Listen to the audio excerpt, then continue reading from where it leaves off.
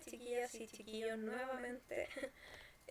Damos por iniciado con este video que corresponde a la guía número 1 del segundo semestre, la asignatura de Filosofía Política. Sí, les recuerdo que filosofía y filosofía política son ramos distintos, tienen guías distintas, tienen actividades distintas. Por lo tanto, no crean que haciendo la guía 1 de filosofía ya tienen cubierta la guía 1 de filosofía política. Tengan cuidado también con eso porque creo que hay cierta confusión y son dos ramos distintos, tómenlo como que, no sé, incluso como que lo hacen profesores distintos. Vamos a comenzar entonces. Este PowerPoint está totalmente basado en la guía porque es un refuerzo para la guía número 1, de hecho dice segundo semestre de la guía número 1. Enviada el martes 6 de octubre a ustedes, está en sus correos, de filosofía política. ¿Qué nos corresponde y con qué vamos a comenzar? Con los tipos de gobierno, específicamente los tipos de democracias, ya sean modernas y o contemporáneas. Objetivos de aprendizaje: evaluar críticamente desde el horizonte del bien común por medio de una guía y video explicativo. La guía que ya se les envió, el video explicativo es este. Las relaciones de poder y su expresión en tanto en la institucionalidad política como entre los individuos de una sociedad en contexto de la vida cotidiana, potenciando así el vínculo entre teoría y práctica. Porque muchas veces se entiende que son cuestiones que van por separado, pero si yo no tengo una buena teoría, no puedo actuar bien, no voy a actuar de la manera más fructífera posible, y al revés, si yo soy pura teoría y no lo llevo a la práctica, o sea, esa teoría queda sepultada y nadie la ve. Aquí evaluar. Evaluar es el objetivo que se espera de ustedes como estudiantes. ¿Cómo evalúo? Leyendo muy bien la guía, de hecho, haciendo una primera lectura, así de manera general, luego haciendo una relectura, marcando aquellas partes que pueden ser importantes, que pueden en ustedes crear como cierta definición de lo que estemos viendo. Aquí también tienen que poner en juego y ver en ustedes cuál es la mejor manera en ustedes de estudiar, si haciendo resúmenes, si haciendo apuntes, si haciendo mapas conceptuales, si releyendo muchas veces, subrayando, destacando, etc. Entonces, para llegar a evaluar tengo que hacer todo eso. Por lo tanto, aquí deben dedicarle tiempo. No es una lectura rápida así como así y ya dejé tirada la guía y respondo lo que sea. Porque eso también es importante. Me he dado cuenta que muchas veces me responden cosas que no tienen nada que ver con la pregunta. Recuerden que hay una rúbrica que hay que cumplir. Esa rúbrica está en sus correos también. Búsquenla en el buscador que tiene el correo Gmail. Y vean que sus respuestas cumplan con todo eso, porque insisto, la promoción automática no va. Y tampoco les puedo poner como que está todo bueno si en realidad me están contestando cuestiones que no tienen nada que ver. Dice, los indicadores de evaluación, lo que se espera de ustedes nuevamente es que piensen con apertura hacia los otros para valorar la comunicación como una forma de relacionarse con diversas perspectivas, con diversas personas y culturas, compartiendo ideas que favorezcan el desarrollo de la vida en sociedad. Para ello, ve y o lee el material cuando tengas la disposición para hacerlo, cuando tengas el tiempo, las ganas y estés lo más tranquilo posible. Busca un lugar y una hora en la que haya la menor distracción posible. Eso depende de cada familia.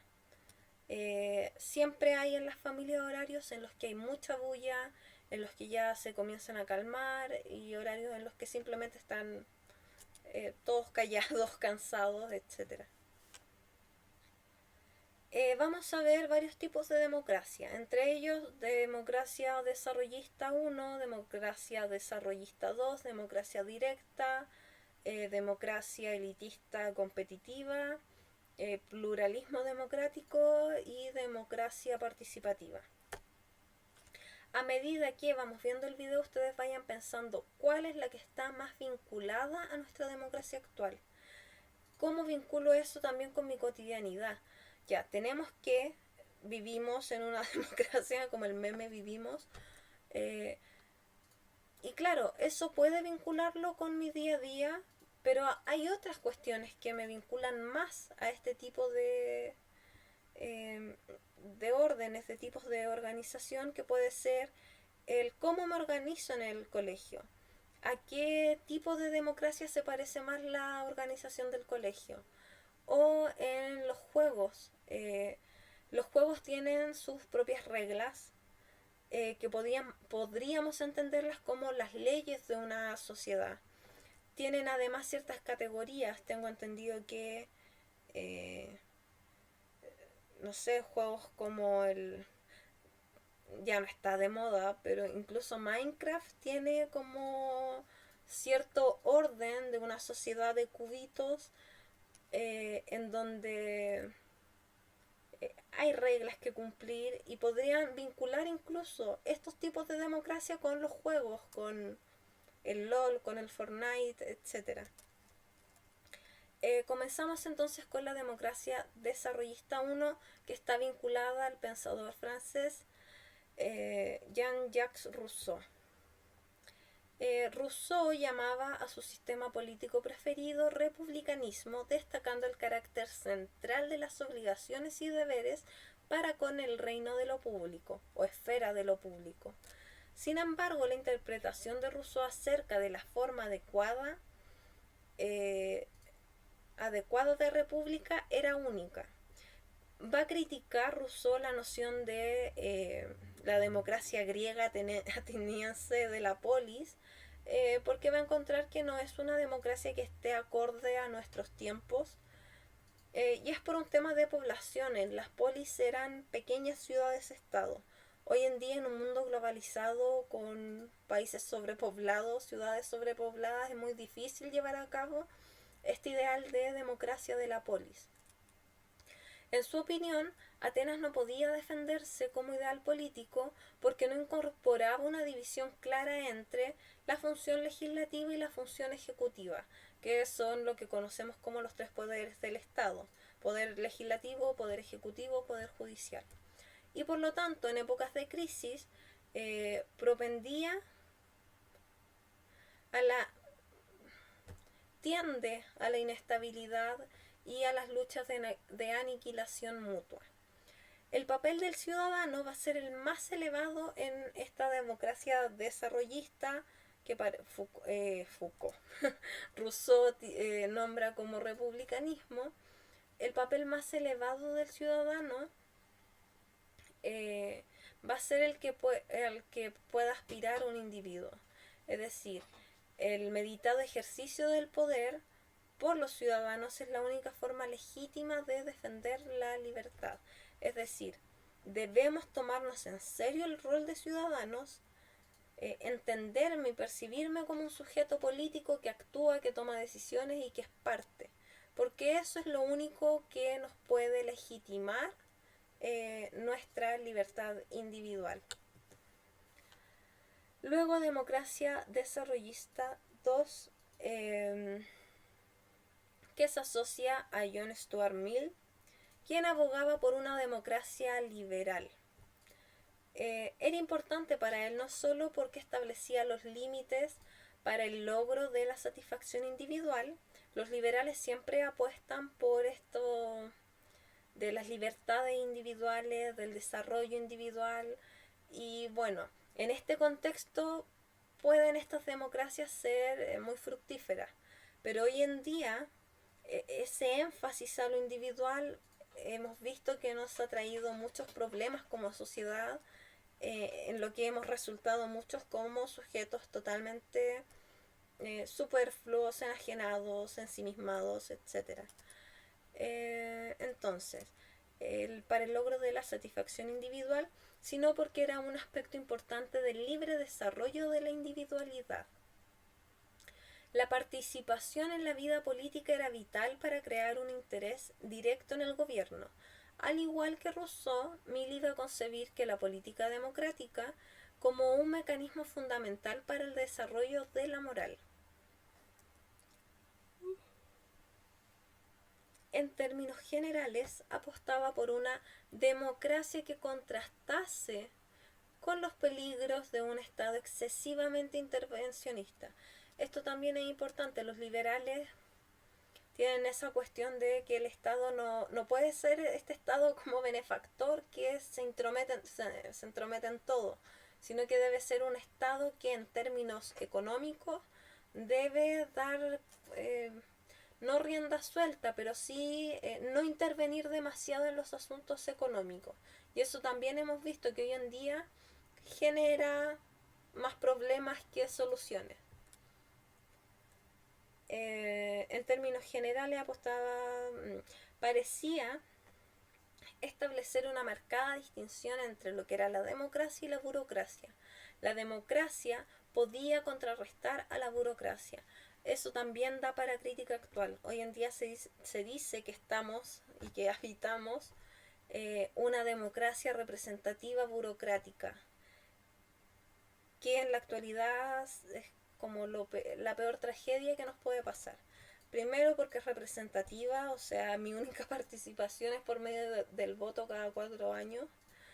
Segundo, porque que sea burocrática se va a entender como, más que como política, como administración en donde es el gobierno de nadie, pero allí en ese punto en que es el gobierno de nadie, es donde más cercano al poder despótico está. Entonces ahí se transforma como casi en un doble filo este tipo de democracia. La democracia directa se asocia con Karl Marx y Friedrich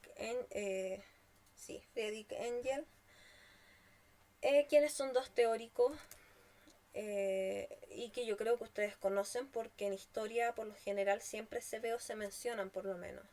Dice, la libertad va a suponer en la democracia directa la democratización completa de la sociedad así como del Estado. ¿Qué quiere decir la democratización completa? Que no se esté concentrado el poder en un puro lado. Porque para Marx el poder sí estaba concentrado y centrado en la figura del Estado y de sus instituciones. Solo puede llegar a establecerse con la destrucción de las clases sociales. O sea, para lograr la democratización del Estado debemos antes abolir las clases sociales porque esto, aunque no queramos, nos divide. Cuando Marx hace referencia a la abolición del Estado y a la dictadura del proletariado, se piensa que él tenía muy presente lo que es la Comuna de París. Por lo tanto, este Estado liberal en donde lo económico debía quedar como a un lado del Estado y el Estado no debía entrometerse, iba a ser reemplazada por esta estructura conocida como la comuna. Según Marx, todos los aspectos del gobierno serían entonces completamente responsables, la voluntad general del pueblo. Las comunidades más pequeñas administrarían sus propios asuntos. ¿A qué se refiere con esto? Que de comunidades pequeñitas se organizan, ven su asunto, sus problemas, porque la política en el fondo se define como los asuntos de los seres humanos en la esfera pública. Por lo tanto, estas comunas pequeñas comienzan a ver su asunto, lo que los aqueja, y así va creciendo hasta conformar una especie de Estado que sea mucho más democratizado en cuanto al accionar político, porque todos debemos hacernos cargo y tomar el rol de actor político, de sujeto político. El Estado postcapitalista no tendrá ningún parecido con el régimen parlamentario. ¿Por qué? Porque para Marx el parlamento significa una pared que impide la democratización y la participación directa de los ciudadanos o del pueblo, que Marx más bien usaba ese término, hacia la política. De hecho, aquí dice los parlamentos crean barreras. Un voto de vez en cuando es una base totalmente insuficiente para considerar que estás actuando políticamente. Un sistema de delegación directa supera esta dificultad, al igual que acabaron con la ausencia fundamental de responsabilidad introducida en el poder del Estado por el principio de la división de poderes. La división de poderes deja ramas del Estado fuera del control directo del electorado. Ahí casi pongo escape. La democracia elitista competitiva se asocia a Schumpeter, quien para él la democracia va a ser un método político, un arreglo institucional para llegar a decisiones políticas, dando a ciertos individuos el poder de decidir en todos los asuntos como consecuencia de su éxito en la búsqueda del voto de las personas. Esto yo encuentro que total referencia o cercanía, hay mucha proximidad con lo que conocemos como democracia representativa, en donde solo unos pocos, unos cuantos administran el poder, legislan y ven las leyes, las votan o las aprueban, y la mayoría de lo que se encarga es de votar por aquellos en quienes se van a ver representados. Para Schumpeter, la esencia de la democracia está en la habilidad de los ciudadanos para sustituir un gobierno por otro y protegerse del riesgo de que los políticos encargados de tomar las decisiones se transformen en una fuerza inamovible, se transformen como en una especie de poder despótico, de monarquía. Pero aquí, insisto, es como ya puedes votar, tienes la facultad de cambiar gobierno, en nuestro caso cada 4 años, pero ¿y lo demás? O sea, aquí está muy presente la democracia representativa, o sea, solo un grupo, entre comillas, especializados son los que deciden, y te debes conformar en el fondo con que puedes cambiar estos gobiernos si es que no te gustan después de estos 4 años, y eres tú además quienes eligen a estos que están representándote. Dice, la democracia entonces es un mecanismo que permite tomar en cuenta amplios deseos de la gente corriente, al tiempo que deja la política pública en manos de unos pocos que son lo suficientemente experimentados. Por eso no vemos, por ejemplo, parlamentarios, no sé, mi vecino de la población no va a ser un parlamentario porque no está lo suficientemente capacitado para cumplir aquel rol. Entonces, una democracia un poco rara, media segregadora. Igual la democracia clásica también era segregadora. Los esclavos no pertenecían al espacio político, las mujeres tampoco, los niños tampoco. Entonces, tiene esos tintes como de democracia clásica y a la vez representativa en un nivel supremo. Penúltimo, pluralismo democrático. La esencia de los pluralistas clásicos tiene su raíz en la investigación acerca de la distribución del poder en las democracias occidentales. Los pluralistas han entendido por poder, dice, abro comillas, entendemos una relación realista, la capacidad de A para actuar de tal forma que controle las respuestas de B.